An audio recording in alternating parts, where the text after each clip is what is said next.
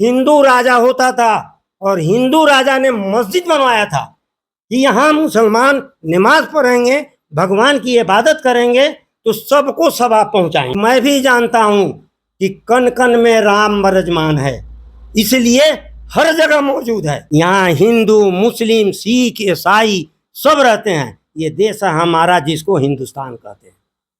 पहले की सरकारें थी, नहर खोदवाती थी, कोयला निकलवाती थी खोद करके जमीन से, सोना चांदी निकलवाती थी, तेल निकाला जाता था। हमने आंखों से देखा है, पूरे चंपारण को जाली जाल किया गया था तेल के लिए।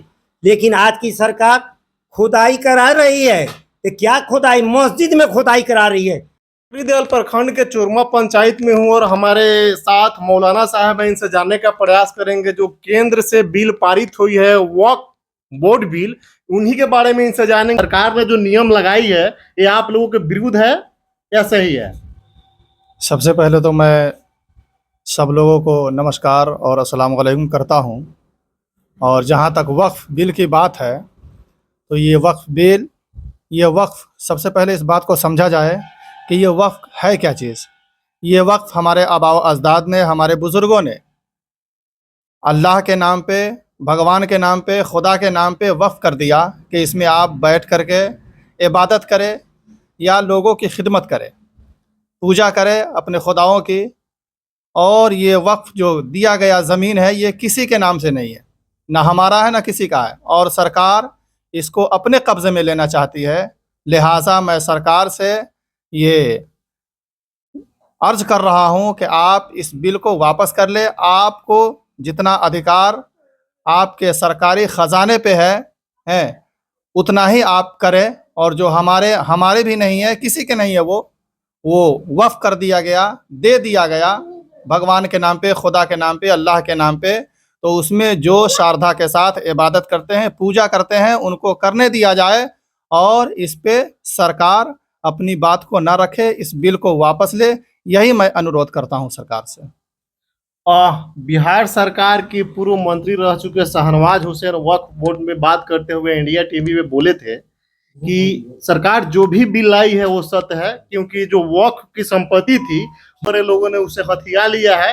वक्फ की जो भी संपत्ति है वो आम आदमी के लिए होता है, लोगों के लिए होता है, लेकिन वैसा कुछ हो नहीं रहा है। इसके वजह से सरकार इसमें संशोधन कर रही है, इस पे क्या बोलेंगे?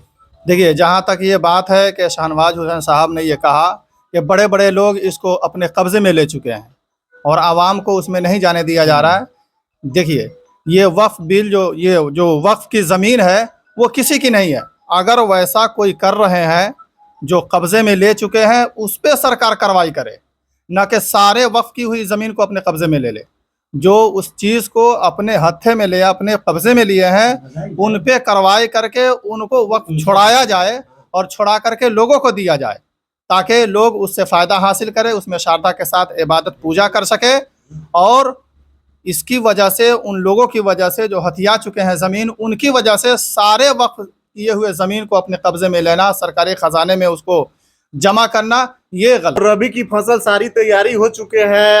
अभी एक दो दिन पहले यहाँ पे पकड़ीदयाल प्रखंड की सेकुरवा विधान संवाद सम्मेलन हुआ था। इसमें आरजेडी की बहुत धाकर नेता साकर सिंह जी भी आए हुए थे, उसी पे हम चर्चा करेंगे। अभी हमारे साथ है जमरुद्दीन खान। सबसे पहले आपका हर घर तक न्यूज में स्वागत है। आपका हम शुक्रिया अदा करते हैं कि आप जैसे छोटे मीडिया वाले जो हैं यहाँ तक पहुँच करके जनता की आवाज़ को बुलंद करने के लिए आप यहाँ पहुँचे हैं।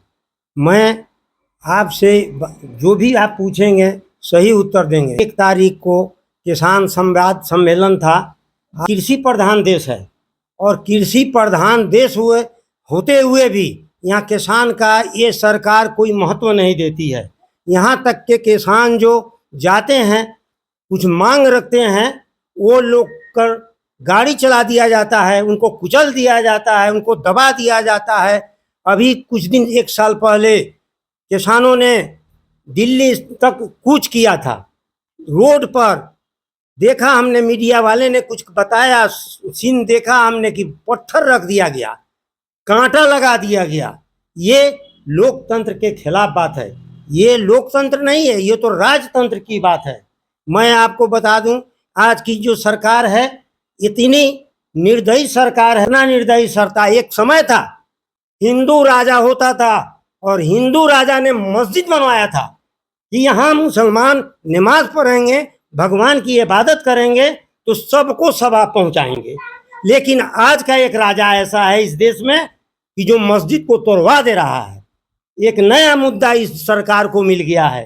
पहले की सरकारें थी, नहर खोदवाती थी, कोयला निकलवाती थी, खोद करके जमीन से सोना चांदी निकलवाती थी, तेल निकाला जाता था। हमने आंखों से देखा है, पूरे चंपारण को जाली जाल किया गया था तेल के लिए। लेकिन आज की सरकार खुदाई करा रही है। तो क्या खुदाई? मस्जिद में खुदाई करा रही है और भगवान को निकाल रही है। अरे नादान, ये सरकार के जो लोग हैं, जो अफसर हैं, वो बैठे हुए हैं, ये समझ लें ये नादान लोग हैं। और जहां भी आप खोदेंगे खुदा निकलेगा। और इसलिए कि मैं भी जानता हूं कि कण कण में राम विराजमान है, इसलिए हर जगह मौजूद है। इसलिए आप खोद करके नहीं निकाल सकते हैं। और आज जैसा है आप देखते हैं, ये सरकार जो है हमारी बिहार सरकार है, एक तरफ इंटरव्यू निकालती है, दूसरे तरफ कैंसिल कर देती है। नौजवान जाते हैं, बेकार नौजवान, कि हम नौकरी मिलेगा, हमको रोजगार मिलेगा, हम उससे आगे बढ़ेंगे। हाथ को काम चाहिए और काम करके हम कमा कर खा सकते हैं। लेकिन ऐसा नहीं संभव होता है। यहाँ पेपर लीक हो जाता है। हाँ। बिहार सरकार बोलती है, जी। नीतीश बाबू की सरकार है कि 2025 में जो एमएसपी रेट है मक्का 2400 रुपए क्विंटल खरीदा जाएगा किसान। जी जी, मक्का जी। लेकिन आज के किसानों के बद से बुरा हाल हो चुका है।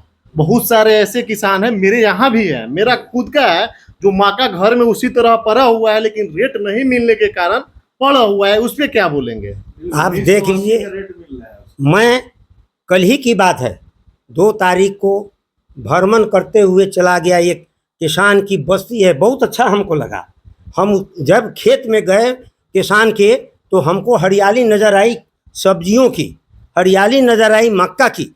हमने पूछा, वहाँ पर एक उमेश भगत नाम के किसान, अच्छे किसान हैं, उनसे बात हुई। हमारे सांसद सुधाकर बाबू भी, जो बक्सर के सांसद हैं, वो भी गए थे। तो उन्होंने उनका इंटरव्यू भी लिया। मैं उनकी कथनी की बात कह रहा हूँ और वहाँ के किसान की से कुछ मैंने भी बात किया। उन्होंने बताया कि हम लोगों को जो है अनाज का सही मूल्य, उचित दाम नहीं मिलता है, सही मूल्य नहीं मिलता है, जिससे हम लोग को काफ़ी, हम लोग घाटा में जा रहे हैं। फिर भी हम चंपारण में हम समझते हैं कि वहाँ अच्छे किसान लोग हैं। और यहाँ एक मंडी है मधुबन, उस मंडी में उनका, लेकिन हम दुख के साथ कह रहे हैं कि यहाँ बगल में हमारे सांसद और प्लस केंद्र सरकार के कृषि मंत्री रह चुके हैं राधा मोहन सिंह, लेकिन उनका ध्यान उस बस्ती की तरफ नहीं गया। आज हमारे विधायक रणधीर बाबू भी हैं, लेकिन आज तक उनका नज़र जो है उस संगंगिया गांव पर नहीं गया, जो उनके क्षेत्र में है। लेकिन आपको क्या लगता है, आजकल जो विधायक और सांसद बन रहे हैं, वो जनता के काम करने के लिए ये बीच में खा जा रहे हैं लोग। सरकार कहती है कि हम 2400 रुपया देते हैं, लेकिन किसान कह रहे हैं कि हमको 1980 रुपया मिलता है। ये 500 रुपया का ये लोग घपला कर जाते हैं, उनको उचित मूल्य नहीं दे पाते हैं। दूसरी बात है कि उस बस्ती में कम से कम छोटा सा भी एक शेड का भी मकान होना चाहिए कि बरसात आए तो कम से कम किसान छुप जाए, वहाँ धूप लगे तो किसान कुछ जा कर के ठहर जाए। ऐसा भी वहाँ कोई व्यवस्था वहाँ नहीं है। किसान के प्रति कोई वफादारी इस सरकार की नहीं है। हमको जब मंडी अच्छी रहेगी तो किसान का सामान बिकेगा। आपके इससे पूर्वा बाजार पर 1 तारीख को जो हुआ संवाद सम्मेलन किसानों का, वो भी एक बाजार, पुरानी बाजार है, बहुत दूर में है, लेकिन किसान को उस बाजार में जाने से, अपने सौदा की बिक्री करने से फायदा, लेकिन उचित मूल्य जब नहीं मिलेगा तो किसान क्या खेती करेगा। समय जब आता है, जब खेती का समय होता है, यूरिया महंगा हो जाता है, खाद महंगा ब्लैक हो जाता है, जो जिस चीज़ को 500 में मिलना चाहिए वो चीज़ 1000 में मिलती है, वो भी नहीं मिलता, और वो भी किसी को नहीं मिलता है। मुश्किल होती है, सामना करना मुश्किलों का किसान का काम है। लेकिन आप चले जाइए पंजाब, चले जाइए हरियाणा, चले जाइए राजस्थान, वहाँ के किसान चुप नहीं बैठते हैं। लेकिन हम बिहार में हमको लगता है कि यहाँ संगठित किसान नहीं है, या आंदोलन करने से भागते हैं, मांग करने से भागते हैं किसान, वरना उनका हक यहाँ भी मिल सकता है। बिहार के किसान आखिर जाए तो किसके साथ जाए? नीतीश जी तो कभी इधर आके आरजेडी में शामिल हो जाते हैं, आरजेडी से भागते हैं तो बीजेपी में शामिल हो जाते हैं, लेकिन ये दोनों सरकार में किसान की जो रवैया के प्रति इन लोगों की रवैया ठीक नहीं है। किसान उस पे की क्या नीति को बोलेंगे? किसान के नीति को तो नीतीश कुमार ने मंडी को खा गए, मंडी को चौपट कर दिया इन्होंने। एक बात आप जान लीजिए कि जब तक यहाँ का किसान संगठित नहीं होगा, गोलबंद नहीं होगा, ये सब बाहरी सरकार सुनेगी नहीं। इसलिए हम किसान भाइयों से भी आग्रह करेंगे कि वो अपने को गोलबंद हो जाएं और अपनी मांग को बुलंद करें। इनकी आवाज़ पटना नहीं दिल्ली तक जाएगी, और इसलिए गोलबंद होना जरूरी है। ये नीतीश ये बार बार ये पलटी मारते थे, इस बार जनता इनको पलट देगी। वक्फ बिल पे क्या बोलना चाहेंगे? वक्फ बिल तो एक बहुत बड़ी साजिश है। वक्फ बिल क्या है? ये बहुत बड़ी साजिश है, और इस साजिश के तहत ये बिल आई है। ये बीजेपी वाले नीतीश कुमार को, जनता दल यू को उनके खात्मा के लिए बिल लाए हैं। आज बिहार सरकार जो मुख्यमंत्री हैं वो सेकुलरिज्म वाले आदमी हैं, सेकुलर हैं, लेकिन आज उनको अपने साथ में मिलाकर और मुसलमानों का वोट नीतीश से जुदा करा करके उनको भी डैमेज करना चाहती है। मकसद बीजेपी का है, ये होगा नहीं। आप सब कुछ के जाने के बाद में हम समझते हैं कि आपको पार्लियामेंट से, लोकसभा से, राज्यसभा से पास हो गया, राष्ट्रपति से भी पास हो गया, फिर भी ये लागू नहीं होगा। आखिरी दम यहाँ के जो मुसलमान हैं लड़ेंगे और इसको कैंसिल करा के रहेंगे। लेकिन यहाँ के मुसलमानों को उससे क्या दिक्कत है? दिक्कत यही है कि ये तो एक दान की चीज़ है। वक्फ का मतलब दान होता है, और ये दान की हुई चीज़ है। उस दान पर भी सरकार कब्जा करना चाहती है। ये क्या है? कब्रिस्तान। कब्रिस्तान किसका है? किसी जमींदार का नहीं है। कब्रिस्तान में आम मुर्दे को दफन किया जाता है। आज उस जमीन पर ये कब्जा करने चाहते हैं। मस्जिद किसकी है? मस्जिद किसी की व्यक्ति की नहीं है, किसी जमींदार की नहीं है, वो सब वक्फ बोर्ड में आती है। मदरसा, जहाँ बच्चे को शिक्षा दी जाती है, सरकार भी तो अपना चलाती है। स्कूल फ्री में खोला है, स्कूल चलती है, स्कूल में मास्टर बहाल है। उस ढंग से सरकार भी, आपको यहाँ प्राइवेट में भी कुछ मदरसे चलते हैं और कुछ सरकार भी चलाती है मदरसा। तो उस मदरसे की ज़मीन किसी की नहीं है, वो आम लोगों की ये चीज़ है, और सभी उस पर काबिज होना चाहिए। उसको भी सरकार छीनने, ये सभी जो है ये यही है कि सरकार की चाल है कि किसी तरह से हम अपने अधीन इस चीज़ को कर लें। अल्पसंख्यक से पार्टी कोई भी हो, उसमें भी बड़े बड़े नेता लोग हैं, जी होते हैं जी। तो उन लोगों का स्टेटमेंट तो पॉजिटिव आ रहा है। अब वो तो चपलेसी वाले लोग अलग अलग हैं, सही सिद्धांत के, लेकिन अधिकतर आप देखेंगे, अधिकतर एक से एक विद्वान इसमें हैं, चाहे लैयर हैं। 5 से 6 माह बाद चुनाव होगी। जी जी। बिहार में आप किसको सरकार देखना पसंद करेंगे? बिहार में आप निश्चित जान लीजिए, आने वाली सरकार तेजस्वी की सरकार होगी, निश्चित है। नौजवान है, और ये नौजवान जो है इसके तरफ मुखातिब है। नौजवान हमारे जो इतने हैं वो इनके तरफ ज़्यादा मुखातिब हो रहे हैं, चूँकि बेरोजगार हैं।